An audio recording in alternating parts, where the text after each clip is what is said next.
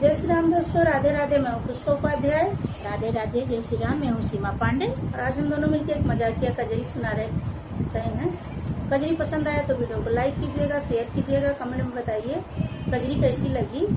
और हमारे channel SP भजन सागर को सब्सक्राइब करें। हमसे ननदी का बात ना सहाई पिया, होई जाई लड़ाई पिया ना। हमसे ननदी का बात ना सहाई पिया, होई जाई लड़ाई पिया ना।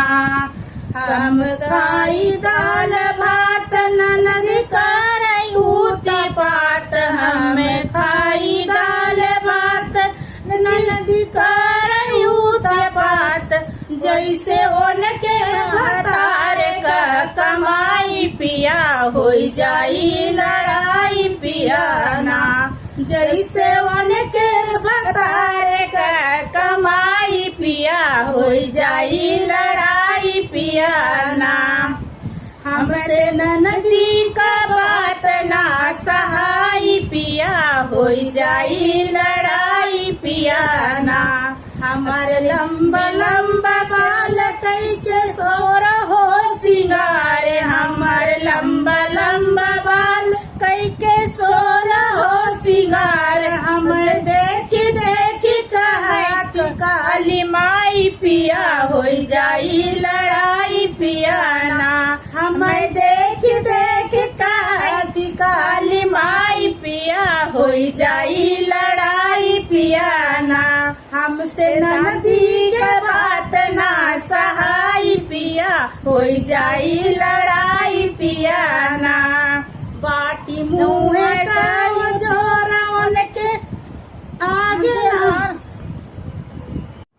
हमसे ननदी का बात ना सहाई पिया, होई जाई लड़ाई पिया ना। बाटी मुँहवा कते जोत कर तोर मोर, बाटी मुँहवा का जोर होत कर तोर मोर। उनके आगे न बढ़े का बड़ाई पिया, होई जाई लड़ाई पिया ना। हमसे ननदी का बात ना सहाई पिया, होई जाई लड़ाई पिया ना। हमारे गोरे गोरे गाल लइके शीशा नहीं वालिहारे, हमारे गोरे गोरे गाल लइके शीशा वालिहार। हमर देखी देखी हर जाई पिया, होई जाई लड़ाई पिया ना। हमें देख देख हर जाई पिया, होई जाई लड़ाई पिया ना। हमरे ननदी का बात ना सहाई पिया, होई जाई लड़ाई पिया ना।